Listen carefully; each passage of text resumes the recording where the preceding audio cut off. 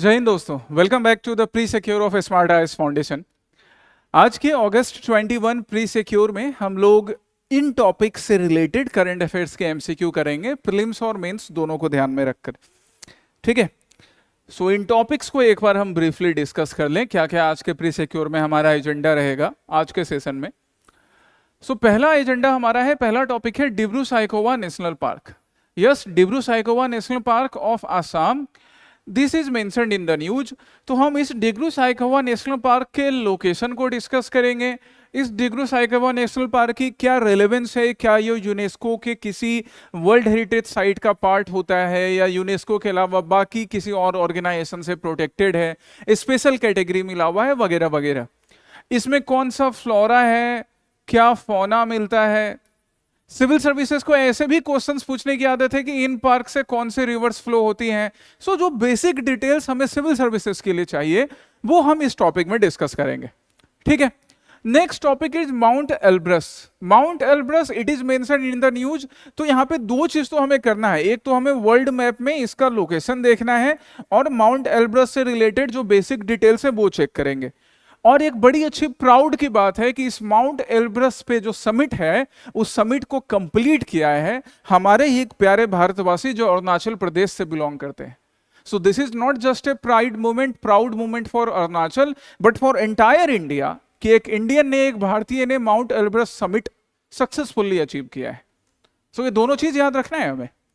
Then sperm whale, well की एक category जिसे हम स्पर्म वेल बुलाते हैं, और उसके बॉडी से सेक्रेट होने वाला या निकलने वाला एक पार्ट जिसका इलीगल मार्केट में बड़ा डिमांड है, क्या बुलाते हैं इसको? एम्बरग्रीस बुलाते हैं। So what is this ambergris, इसका यूज क्या है, या एम्बरग्रीस एक्सट्रैक्ट करने के लिए वेल के लाइफ को क्या थ्रेट होते हैं, ये हमारा पर्पस होगा। प्रीलिम्स और मेंस दोनों में ये काम आने वाला है। कैसे प्रीलिम्स और मेंस दोनों में काम आ रहा है कि हम देखेंगे कि देयर आर इवन टुडे जब हमारे पास वाइल्ड लाइफ प्रोटेक्शन एक्ट है इंडिया के लिए, या फिर इंटरनेशनल लेवल पे कई ऐसे कंजर्वेशन मेजर्स है, साइट्स है जो कि इलीगल ट्रैफिकिंग को रोकता है एनिमल्स स्पीसीज या एनिमल स्पीसीज के प्रोडक्ट्स को, स्टिल कई लोग हैं या कई ग्रुप हैं जो इन स्पीसीज को, वेल या वेल जैसे कई स्पीसीज को, राइनो को इस वजह से हार्म पहुंचाते हैं कि उनके किसी बॉडी पार्ट का यूज परफ्यूम बनाने के लिए हो रहा है, किसी ट्रेडिशनल मेडिसिन में हो रहा है, डेकोरेटिव आइटम में हो रहा है, and that's why they face threat. इस वजह से थ्रेट भी फेस होता है इन एनिमल्स को, इनके नंबर्स कम होते जा रहे हैं। तो ये मेंस में भी हमारे काम आएगा। देन स्वयं पोर्टल, दिस स्वयं portal, what is the purpose of this स्वयं पोर्टल? किससे, इससे लोगों को स्वावलंबी बनाया जा रहा है, सेल्फ डिपेंडेंट बनाया जा रहा है, उन्हें स्किल्स सिखाकर, ये हम स्वयं पोर्टल में। एंड देन बेरिंग स्ट्रेट, अभी बेरिंग स्ट्रेट के पास ही अलास्का वाले रीजन में डोनाल्ड चाचा, ट्रंप चाचा और हमारे पुतिन चाचा, इन दोनों की मीटिंग हुई थी। एक चाचा आजकल थोड़ा कौरवों की तरह बिहेव कर रहे हैं, दुर्योधन की तरह, तो खैर उनका हिसाब बाद में होगा। पुतिन चाचा के साथ हमारे रिलेशन अच्छे हैं भाई, रशियंस के साथ। ये बेरिंग स्ट्रेट इस वजह से भी न्यूज में रहा, तो हम बेरिंग स्ट्रेट का लोकेशन और उसका क्या रेलेवेंस है वो डिस्कस करेंगे। फिर कल वाले प्रैक्टिस क्वेश्चंस और आज के लिए नए प्रैक्टिस क्वेश्चंस तुम्हें मिलेगा। ठीक है, ये आज के प्री सिक्योर का 21 अगस्त का एजेंडा रहेगा। और जैसा कि रोज मैं क्लास में बोलता हूं, ये सुबह सुबह आपके लिए अवेलेबल रहेगा, तो क्लास आने से पहले आपने ये सेशन कंप्लीट करके आया करो। ये रूटीन बना लो कि रोज सुबह मुझे अपना प्री सिक्योर का सेशन कंप्लीट कर लेना है, करंट अफेयर्स को लेकर अपडेट रहना है। ये तुम्हारी रिस्पॉन्सिबिलिटी है, इसको निभाओ अच्छे से, इस रिस्पॉन्सिबिलिटी को। पहला question Dibru Saikhowa national park पे, why we are studying it? Because the Hindu क्या बोल रहा है, that grassland invaders stifle Assam's island like national park. यहां पे आप फेरल हॉर्सेस को भी देख रहे हो, ये इकलौता नेशनल पार्क है इंडिया का जहां पे फेरल हॉर्सेस मिलते हैं। अदरवाइज इंडिया में हॉर्सेस नहीं मिलते हैं, गधे जरूर मिलते हैं। By the way, where can we find wild ass? कहां मिलता है इंडिया में, किस जगह पर, बताइए जरा कमेंट करके। अब द हिंदू क्या चीज को प्रेजेंट कर रहा है कि ग्रासलैंड इन्वेडर्स के वजह से, अब वो ग्रासलैंड इन्वेडर्स कई ऐसे स्पीसीज होते हैं ग्रासेस के, कई बार ह्यूमन का भी इंक्रोचमेंट होता है, बट ठीक है नेशनल पार्क का रीजन है तो वहां पे ह्यूमन इंक्रोचमेंट थ्रेट नहीं होगा, बट ऐसे स्पीसीज होते हैं, ग्रास या प्लांट स्पीसीज होते हैं, इन्वेजिव स्पीसीज, जिसके वजह से आसाम का ये जो आइलैंड लाइक नेशनल पार्क है, बड़े अच्छे से लिखा है, ये मेंस के आंसर में लिख सकते हो ये वाला phrase, Assam island like national park. किसको बोल रहे हैं भाई? तो डिब्रू साइखोवा नेशनल पार्क को, है ना। मेंस के लिए ये सब फ्रेज यूज करोगे, ये मेंस के लिए यूज होगा। इसलिए मैं बोलता हूं कि ध्यान से देखो तो प्रीलिम्स मेंस दोनों में काम आए तुम्हारे। ये इन्वेजिव स्पीसीज के basis Dibru Saikhowa national park, it is facing threat which is the only habitat of feral horses in India. एक क्वेश्चन तो यहीं से बन गया हमारा, ठीक ना। अब आते हैं इसके लिए जो क्वेश्चन मैंने तुम्हारे लिए प्रिपेयर किया है उस पर। तो पहला स्टेटमेंट क्या बोल रहा है? पहला स्टेटमेंट ये बोल रहा है that Dibru Saikhowa national park is located in Assam in the Dibrugarh and Tinsukia districts. Dibrugarh and Tinsukia districts, yes. Dibrugarh Tinsukia वालों, तुम्हारे लिए तो और अच्छी बात है कि आप कल जाकर देख सकते हो, पास में एकदम। सो डिब्रूगढ़ तिनसुकिया डिस्ट्रिक्ट में ये अपना बॉर्डर शेयर करता है Dibru Saikhowa national park, correct statement है। सेकंड क्या, it was designated at UNESCO biosphere reserve in 1997, again correct. 1997 में तुम में से कई का बर्थ एनिवर्सरी होगा, मतलब बर्थ ईयर होगा, तभी इसको यूनेस्को बायोस्फीयर रिजर्व पार्क में कैटेगराइज किया गया था, डिजिग्नेट किया गया था, जिससे कि इसके कंजर्वेशन एफर्ट्स और ज्यादा इंक्रीज हो गए। थर्ड स्टेटमेंट क्या, the park is bounded by the Brahmaputra and the Lohit reverse in the south and Dibru river in the north. अब ये सही है या नहीं, थोड़ा सा अपने कॉमन सेंस लगाओ, और कॉमन सेंस ऐसे लगाओ कि आपको ना मैप का नॉलेज होना चाहिए।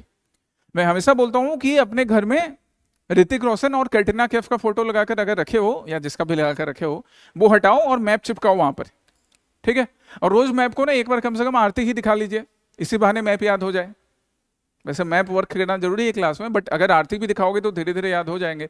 मैप तो एकदम याद करना है, रिवर्स का लोकेशन, नेशनल पार्क का लोकेशन, नेशनल हाईवे का लोकेशन, सब कुछ। तो अगर आप मैप ध्यान से देखोगे तो ब्रह्मपुत्र एंड लोहित रिवर वो साउथ से नहीं, एक्चुअली कहां से इसकी बाउंड्री फ्रेम करती है, नॉर्थ में। एंड डिब्रू रिवर नॉर्थ में नहीं, बल्कि कहां पर बाउंड्री फॉर्म करता है, फ्लो करते हुए साउथ में। सो थर्ड स्टेटमेंट रॉन्ग हो गया। Only 1 and 2 are correct here, है ना। ये मैप बेस्ड क्वेश्चन भी बन गया आपके लिए। अभी मैप ओपन करके देखिएगा इसका, ये आप एक रफ स्केच देख सकते हो, डिब्रू साहिबकोवा नेशनल पार्क और बाकी ये रिवर्स। बट आई वांट कि आप डिटेल में जाकर मैप को स्टडी करें।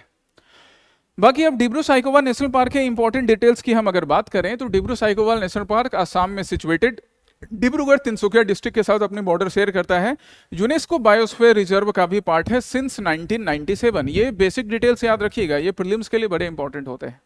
इसकी बाउंड्री की बात करें, then the Dibru river it is in the south and the Brahmaputra and Lohit river in the north are forming the boundary.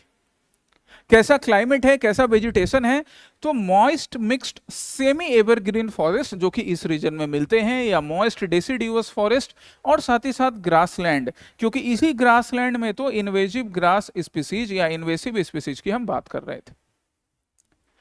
Next feature पर आए, then it is the largest salix swamp forest in north east with a tropical monsoon climate. Tropical monsoon climate तो आपको north east में, आसाम में, या आसाम के अलावा कई स्टेट्स में दिखेगा। और ये जो हम स्वैम्प फॉरेस्ट की बात कर रहे हैं, दैट्स वाई द हिंदू ने क्या बुलाया कि Dibru Saikhowa national park island like national park है आसाम का। स्वैम्प फॉरेस्ट यहां बोला जा रहा है ना, इसलिए आइलैंड लाइक नेशनल पार्क कह के द हिंदू में इसे रेफर किया गया है। याद रखो वैसा वैसा फ्रेज। फ्लोरा और फौना की बात करें तो moist mixed semi evergreen forest या मॉइस्ट डेसिडियस फॉरेस्ट की बात कर रहे हैं, तो जो फ्लोरा है वो भी आपको ऐसा ही मिलेगा। आपको यहाँ पर कई वेराइटीज बैम्बूज की भी मिलेंगे, और बाकी जैसे डायलिनिया इंडिका या बाकी जैवेनिका, क्या है, लेग्रेस्टोमिया, परवी फ्लोरा, ऐसे अलग अलग स्पीसीज मिलते हैं।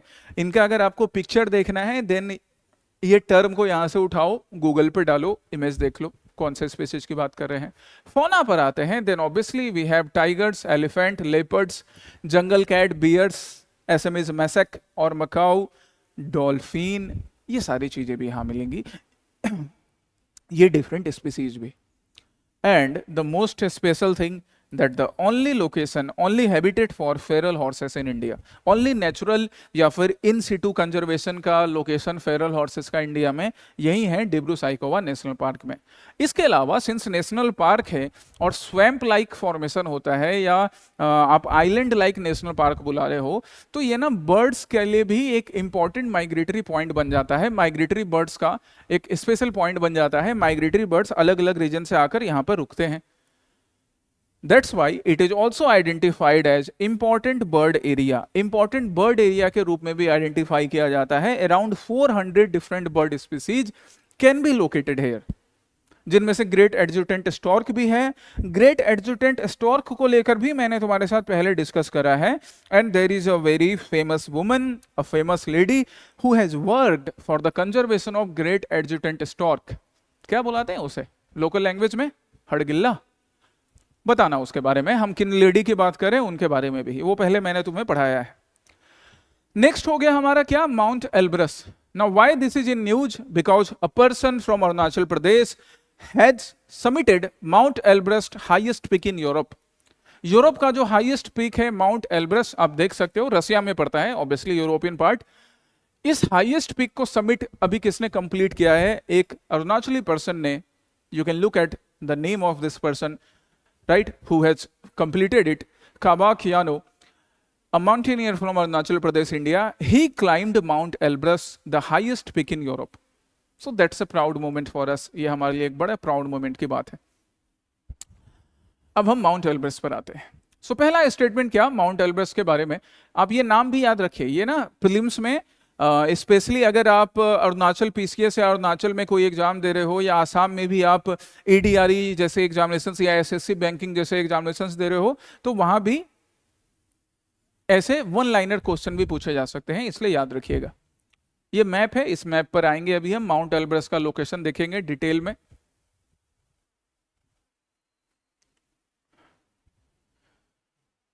पहला स्टेटमेंट क्या? Mount Elbrus is located in south west Russia and is part of Caucasus mountains.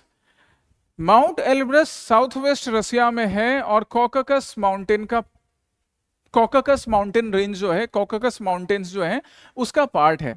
Yes, this is mount Elbrus और साउथ वेस्ट रशिया में ये पड़ता है माउंट एल्ब्रस। देन क्या? It is the highest peak in both Russia and Europe. ना सिर्फ Russia के लिए बल्कि यूरोप के लिए भी ये हाईएस्ट पीक है, सबसे हाईएस्ट पीक है। एंड दैट्स व्हाई इस समिट को कंप्लीट करना एक प्राउड मोमेंट है। थर्ड क्या? Mount Elbrus makes up part of the Prielbrusye national park in Russia. Russia का एक famous Prielbrusye national park, Prielbrusye national park जो कि रशिया में है, उसका भी एक पार्ट माउंट एल्ब्रस है। एक्टिव वोल्केनोज यहां पर मिलते हैं, ये फीचर भी अभी हम ध्यान रखेंगे एक्टिव वोल्केनो का। ओके, चलिए, तो यहां पे तीनों स्टेटमेंट्स तो हमें करेक्ट मिल गए थे। अब हम जरा डिटेल पर आते हैं। मैप यहां पर भी हमने एक छोटा सा मैप देखा माउंट एल्ब्रस के लिए। हम डिटेल में, साउथ वेस्ट रसिया में पड़ रहा है, हाईएस्ट पीक है ना सिर्फ रसिया का बल्कि पूरे यूरोप का। हम जरा मैप को इनलार्ज करके देखें तो ये कॉकसस माउंटेन्स रेंज है या कॉकस माउंटेन्स रेंज है, यहाँ माउंट एल्ब्रस पड़ रहा है। Here you can see the black sea. So black sea के साथ माउंट एल्ब्रस क्या लोकेशन शेयर कर रहा है? ब्लैक सी के हम बोल सकते हैं कि ये ईस्टर्न साइड में है, ठीक है, या ब्लैक सी के हम नॉर्थ ईस्टर्न भी अगर कहीं रेफरेंस मिला तो आप माउंट एल्ब्रस को कंसीडर कर सकते हो। ब्लैक सी के कंपैरिजन में इसका लोकेशन याद रखना। कैस्पियन सी के कंपैरिजन में अगर हम लोकेशन याद रखें तो ये इसके नॉर्थ वेस्ट में पड़ेगा, और ब्लैक सी के कंपैरिजन में ईस्ट में या नॉर्थ ईस्ट में पड़ेगा। ये ऐसे लोकेशन याद रखिएगा, ये मैप का आपके काम हो गया।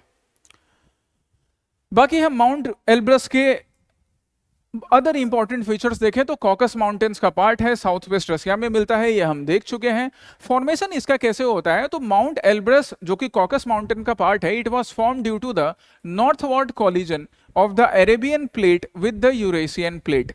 यूरेशियन प्लेट, जब अरेबियन प्लेट का नॉर्थवर्ड मूवमेंट होता है तो इस कोलिजन से माउंट का फॉर्मेशन हो रहा है, माउंट कॉकस का फॉर्मेशन हो रहा है, या कॉकस माउंटेन्स का फॉर्मेशन हो रहा है, जिसमें माउंट एल्ब्रस एक पार्ट बन गया, ठीक है। अरेबियन प्लेट्स का ऊपर मूवमेंट यूरेशियन प्लेट की तरफ मूवमेंट से टकराव होने से, कोलिजन होने से। फॉर्मेशन भी काफी पुराना है, around 2.5 million years ago.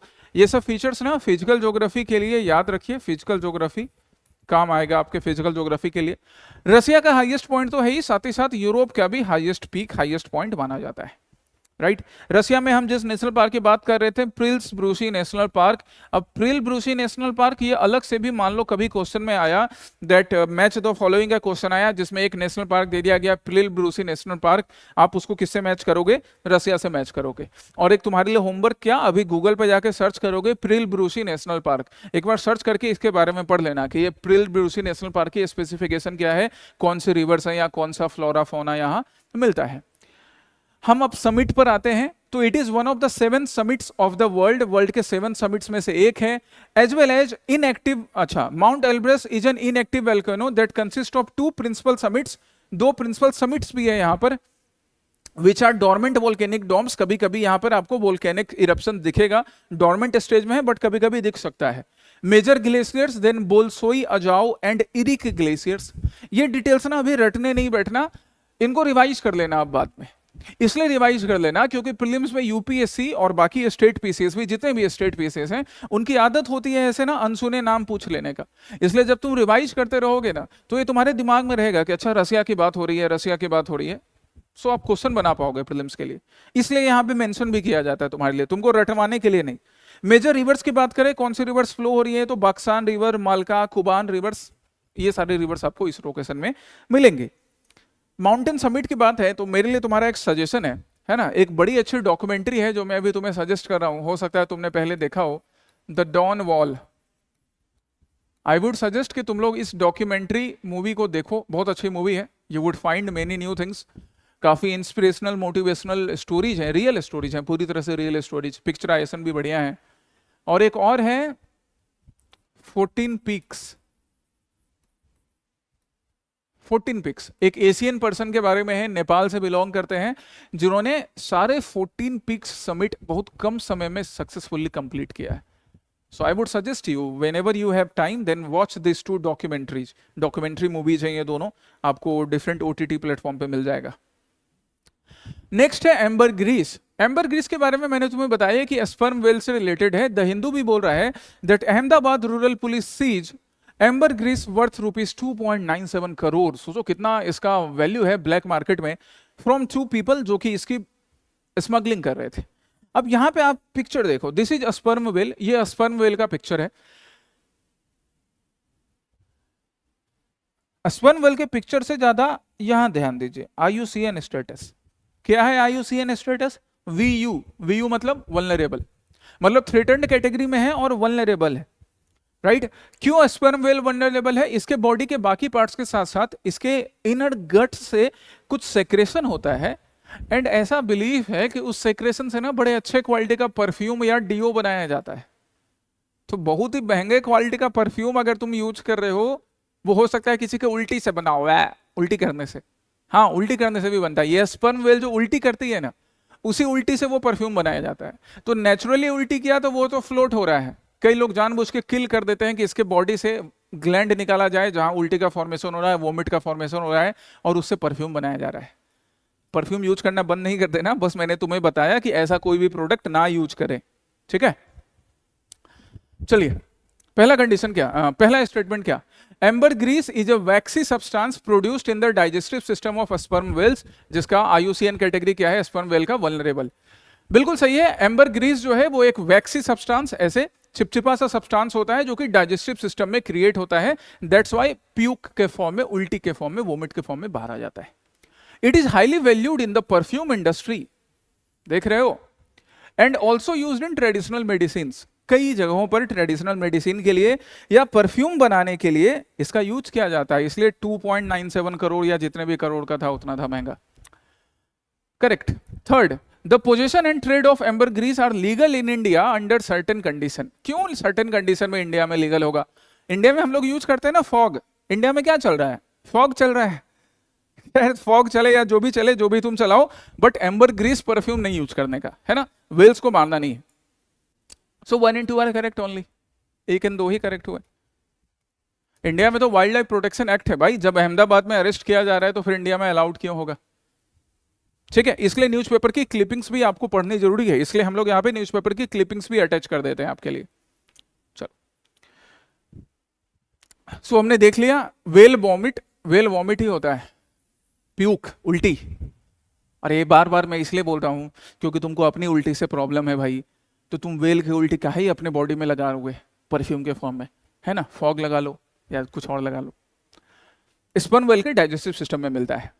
It is also referred as floating gold, इसको फ्लोटिंग गोल्ड भी बुलाया जाता है। क्यों? क्योंकि वेल जब प्यूक करता है, तुम भी जब उल्टी करोगे पानी में तो वो फ्लोट करेगा ना, तो ये फ्लोट करते हुए धीरे धीरे एक सॉलिड सब्सटेंस बन जाता है, ऐसा पिक्चर होता है, देखो ऐसा, ये ऐसा सॉलिड सब्सटेंस बन जाता है। एक्चुअली जब उल्टी करता है तो ब्लैक रहता है, लेकिन फिर एयर के टच में आकर ऐसा ग्रेइश हो जाता है, ग्रे कलर का, ब्राउन कलर का।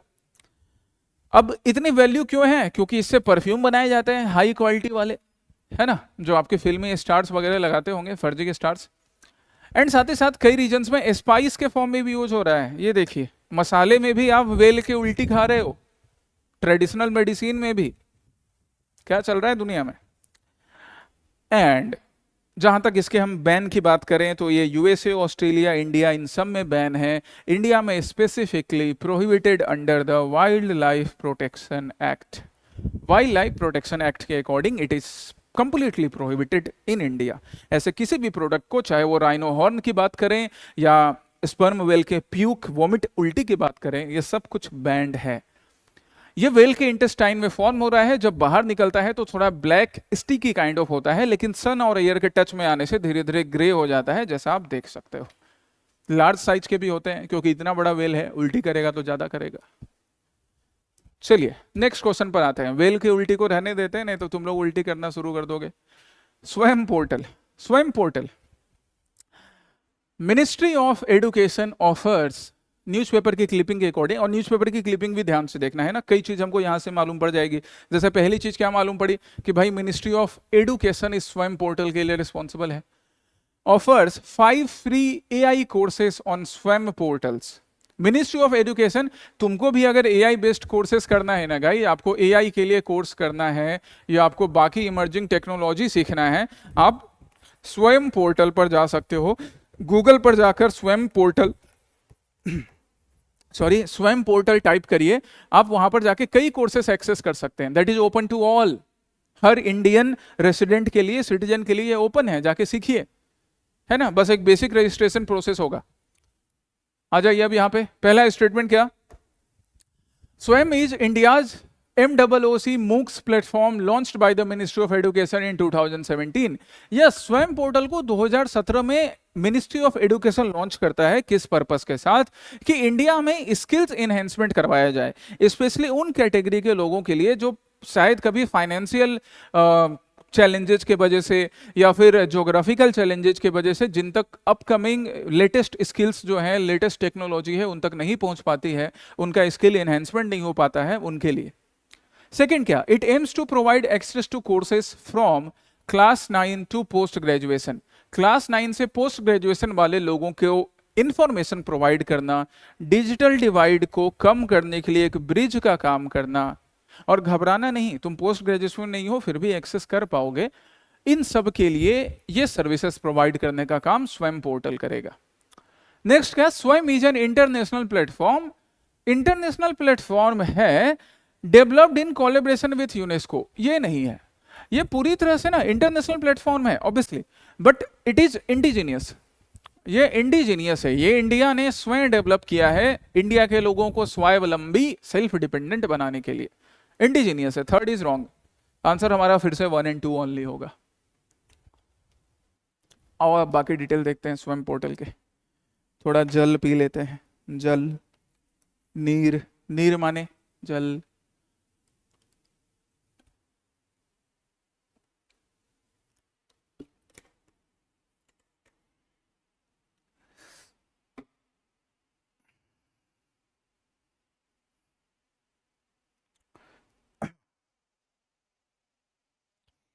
चलिए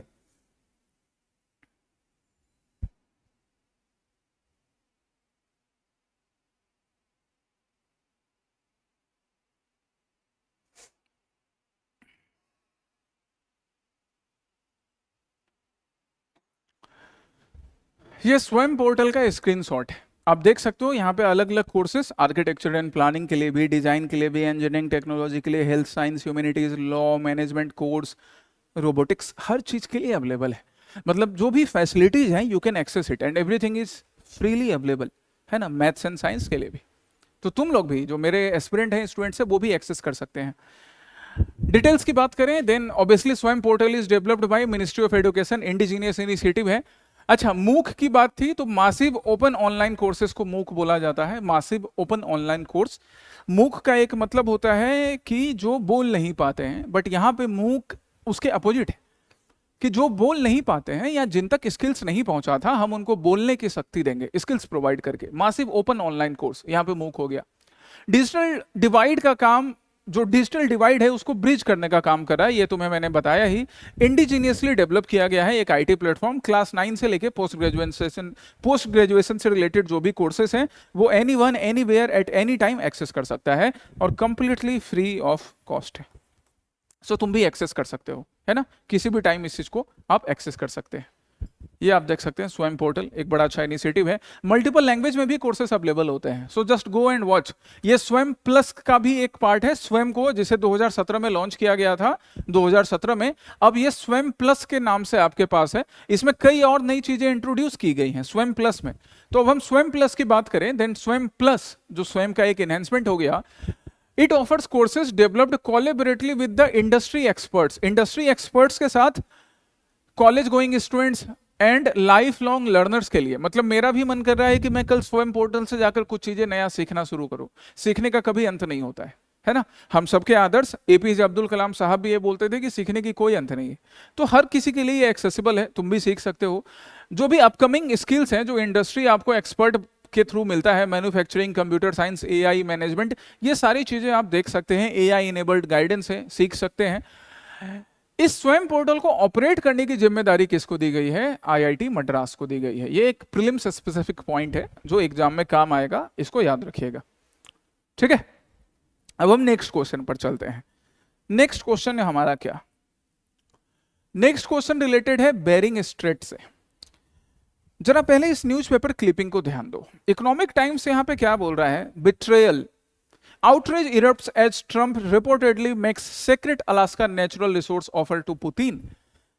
क्यों भाई? उसका देखो सिनॉप्सिस भी मैंने यहां अटैच किया है। एज पर फ्यू सोर्सेस, अभी हमने देखा अलास्का रीजन में पुतिन चचा और ट्रंप चचा की मीटिंग हुई, तो कहा जा रहा है कि ट्रंप चचा ने, जिनको नोबेल पीस प्राइज की बहुत हड़बड़ी पड़ी है, कहा जा रहा है कि he might have offered the Alaska region to Putin or the natural resources of Alaska region to Vladimir Putin, the honorable president of Russia, जिससे कि जो यूक्रेन रसिया कॉन्फ्लिक्ट है वो खत्म हो सके। और ट्रंप चाचा बोले कि हमको तो नोबेल प्राइज मिलना ही चाहिए। बड़े डेस्परेट हो रखे हैं। पहले इंडिया पाकिस्तान के बीच जो कॉन्फ्लिक्ट स्टार्ट हुआ था, उसको लिए जबरदस्ती वो अपने लिए वाहवाही लेने की कोशिश कर रहे थे। इजराइल ईरान में जबरदस्ती वाहवाही लेने की कोशिश की, और रसिया यूक्रेन के लिए भी पीछे पड़े हुए हैं। तो कहा जा रहा है कि उन्होंने पुतिन साहब को ऑफर किया है अलास्का के नेचुरल रिसोर्सेस। इसलिए कुछ लोग बोल रहे हैं कि ट्रंप ने तो धोखा दिया। ओके, अब आते हैं हम इन क्वेश्चंस पे। बेरिंग स्ट्रेट को कनेक्ट करते हैं इस चीज से, जो यहां है, ये रहा बेरिंग स्ट्रेट, अब देख सकते हो बेरिंग स्ट्रेट, ठीक है। रसिया और यूनाइटेड स्टेट्स ऑफ अमेरिका के बीच का ये पतला सा स्ट्रेट, इसको बेरिंग स्ट्रेट बुलाया जाता है ना। लोकेशन देखिए ध्यान से, Bering Strait, both the maps, pay attention to the maps. Timeline में ना इंटरनेशनल टाइमलाइन पास होता है, तो ठीक इसी जगह पर रसिया में अलग डेट होगा, यूएसए वाले पार्ट में अलग डेट होता है। वो भी मैं तुम्हें दिखाऊंगा, टाइमलाइन वाला पिक्चर भी। पहला स्टेटमेंट इस क्वेश्चन से रिलेटेड क्या? That it separates Russia and the United States and connect the Bering sea with the Chukchi sea और चुक्सी सी। देखते हैं भाई सही है कि नहीं है। तो यस, इट कनेक्ट्स और it separates the Russia and United States, Russia और यूनाइटेड स्टेट्स को सेपरेट कर रहा है, एंड सुक्सी सी और बेरिंग सी को कनेक्ट करने का भी काम कर रहा है। सही है। अब तुम्हें ध्यान क्या रखना है कि बेरिंग स्ट्रेट ये रहा, और इसके साउथ वाले पार्ट में है बेरिंग, नॉर्थ वाले पार्ट में है सुक्सी और सुक्सी सी। और बेरिंग स्ट्रेट के इधर वेस्ट में पड़ेगा रसिया, ईस्ट में पड़ेगा यूनाइटेड स्टेट्स ऑफ अमेरिका, ठीक है। पहला स्टेटमेंट करेक्ट है। दूसरा क्या? At its narrowest point the distance between Asia and the north America is about 85 kilometre. Yes, ये भी एकदम बिल्कुल सही है कि एशिया और नॉर्थ अमेरिका के बीच का जो डिफरेंस है वो बस 85 किलोमीटर होता है। बेरिंग स्ट्रेट के जो सबसे क्लोजेस्ट पॉइंट है, सबसे नैरोएस्ट पॉइंट है वहां पर। दैट्स वाई ट्रेड के लिए भी काफी इंपॉर्टेंट है ये वाला पार्ट, ये वाला strait. Second is also correct. Third, the international date line passes through the middle of the strait between the Diomede islands. ये देखिए डायोमेड आइलैंड्स, यहीं से इंटरनेशनल जो टाइम लाइन है, जो डेट लाइन है, वो पास करती है, जिससे रसिया और अमेरिका में एक ही टाइम में अलग अलग डेट्स हो जाते हैं। All the three statements are correct. Timeline वाला भी, इंटरनेशनल डेट लाइन वाला भी, नैरोवेस्ट पॉइंट भी है, एंड रसिया यूनाइटेड स्टेट को सेपरेट कर रहा है, सुक्सी सी एंड बेरिंग सी को कनेक्ट करता है। All the three statements are correct here. Map एक बार फिर से देखो, मैप बड़ा इंपॉर्टेंट है इन सब में, है ना, और बार बार देखो मैप को, रिवाइज करो। तो the first statement it is the, अच्छा हम इनके फीचर्स की बात करें, पहला स्टेटमेंट तो हम डिस्कस कर ही चुके हैं। This is the northern most part of Pacific ocean, Pacific ocean का ये नॉर्दर्न मोस्ट पार्ट है, and the it is separating the continents, क्या, Asia and North America, specially Russia को एंड यूनाइटेड स्टेट्स को सेपरेट कर रहा है। This is an important water way which is just south of the Arctic circle, क्योंकि हम bearing straight को अगर देखें तो बेरिंग स्ट्रेट, ये रहा बेरिंग स्ट्रेट, और बेरिंग स्ट्रेट के ऊपर है सुक्सी सी, और ऊपर क्या है, आर्कटिक सर्कल, है ना, आर्कटिक ओशन, आर्कटिक सर्कल वाला रीजन, तो आर्कटिक सर्कल के जस्ट साउथ में है ना, जस्ट साउथ में, just south. It connects the Bering C and Chukchi sea that we have already discuss, इसके नैरो पॉइंट की भी बात कर चुके हैं। The narrowest point is between Cape Prince of Wales in Alaska and Cape डेंजेव in Russia. तो Cape डेंजेव का लोकेशन और केप प्रिंस ऑफ वेल्स का लोकेशन भी इसी बेरिंग स्ट्रेट में है। The international boundary between the two countries passes through the Bering C and Strait, ये जो बेरिंग सी एंड स्ट्रेट है, यूएसए और रसिया के बीच की बाउंड्री भी यहाँ से पास करती है। और वो रहा इंटरनेशनल डेट लाइन, जिसकी हम बात कर रहे थे कि इंटरनेशनल डेट लाइन भी इस डायोमेड ट्रायंगल वाले पार्ट से पास करता है, जिससे एक ही समय पर रसिया और अमेरिका में दो अलग अलग डेट्स भी होते हैं। ओके हाँ, एक और चीज देखिए, दो आइलैंड की बात है, ये डिटेल्स भी। The strait has numerous island, कई आइलैंड्स है यहाँ पे, including the Diomede island and the saint Lawrence island. Saint Lawrence island और डायोमेड आइलैंड दोनों यहाँ पर हैं। ये डायोमेड आइलैंड से ही हमारा इंटरनेशनल डेट लाइन पास हो रहा है। You can look at the picture, वहां पिक्चर में देख सकते हो। अब हम प्रैक्टिस क्वेश्चन पर आते हैं। तो कल 20 अगस्त में जो पहला प्रैक्टिस क्वेश्चन मैंने दिया था, वहां मैंने क्या पूछा कि which of the following literary work, इनमें से कौन सा लिटरेचर सरदार वल्लभ भाई पटेल के बारदोली सत्याग्रह से रिलेटेड है। सरदार वल्लभ भाई पटेल का बारदोली सत्याग्रह, जहां पर इन्होंने गुजरात बारदोली रीजन के किसानों के लिए सत्याग्रह किया, गांधी जी के रास्ते पर चलते हुए, that's why we call it सत्याग्रह।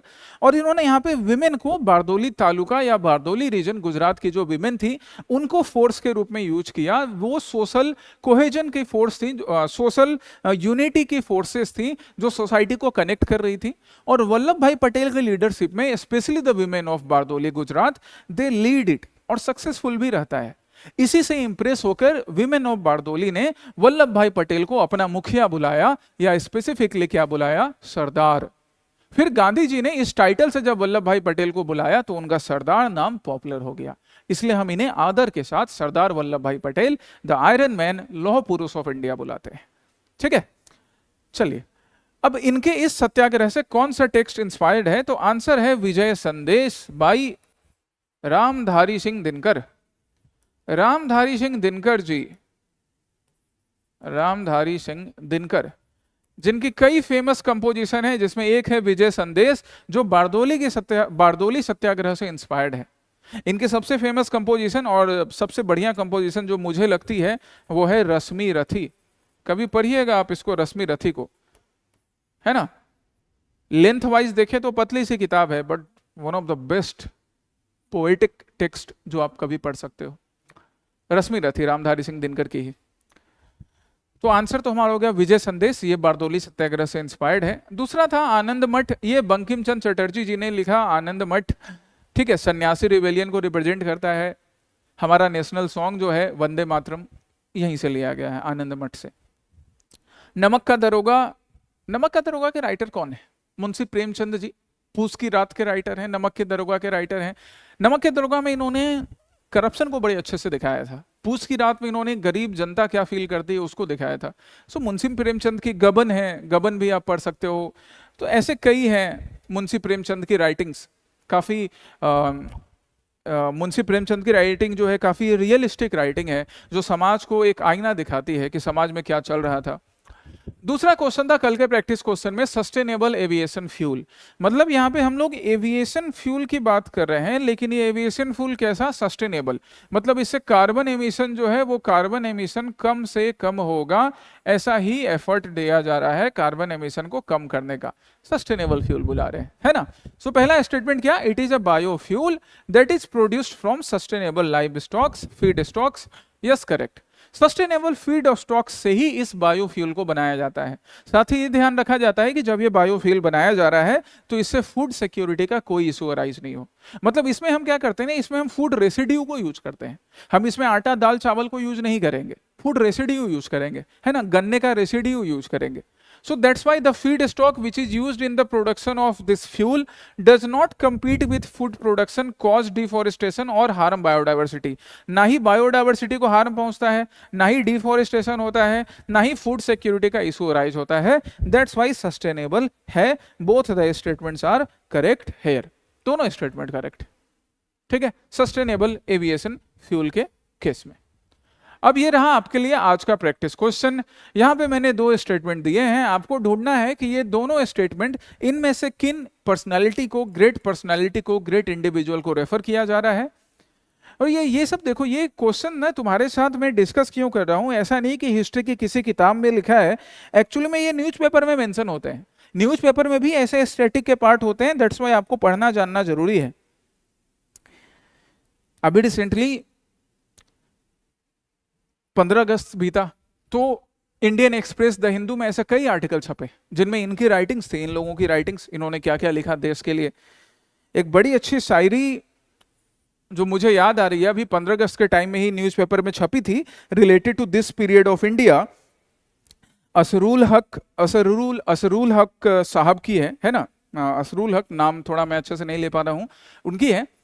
वो बड़े अच्छे से लिखते हैं कि वो वैसे अपनी रोमांटिक राइटिंग्स के लिए जाने जाते थे, पर उन्होंने देश प्रेम के बारे में भी लिखा कुछ इस तरह से कि तेरे माथे पर ये जो आंचल है ये बड़ा अच्छा लगता है, पर तू इससे एक परचम बनाती तो कितना खूब होता। कुछ इसी तरह से लिखा गया है, कंप्लीटली करेक्ट नहीं है, कि तेरे माथे पर ये जो आंचल है वो बड़ा खूब है, पर तू इससे एक परचम बना पाती तो क्या बढ़िया होता।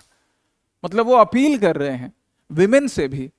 अब विमेन से अपील कर रहे हैं क्योंकि विमेन भी इंडिया के नेशनल मूवमेंट का पार्ट रही है, रानी लक्ष्मीबाई बेगम हजरत महल के टाइम से, कि आपके माथे पर जो आंचल है वो बड़ा सुंदर है, बड़ा खूबसूरत है, पर उसी आंचल को परचम बनाकर रानी लक्ष्मीबाई की तरह लड़ना देश की आजादी के लिए। तो इतनी अच्छी राइटिंग्स होती थी तभी, राइट। दूसरा प्रैक्टिस क्वेश्चन है रिगार्डिंग द टिकुली आर्ट और टिकली आर्ट। टिकली मतलब जो बिंदी लगाती हैं लड़कियां या औरतें, उसी से इंस्पायर्ड है ये टिकुली और टिकली आर्ट। इसके बारे में पढ़िए, ये भी न्यूज में अभी मेंशन था। ये आपके आज के दो प्रैक्टिस क्वेश्चन हो गए। कल के सेशन में फिर हम लोग नए प्रैक्टिस क्वेश्चंस और नए करंट अफेयर्स के टॉपिक के साथ मिलेंगे। बट बी सिंसियर एंड जो भी प्रैक्टिस क्वेश्चंस या जो क्वेश्चंस मैं तुम्हें कमेंट सेक्शन में कमेंट करने के लिए देता हूं उसको सिंसियरली करो, सिंसियरली रिवाइज करते जाओ। Okay, so take good care of your health, study well, जय हिंद।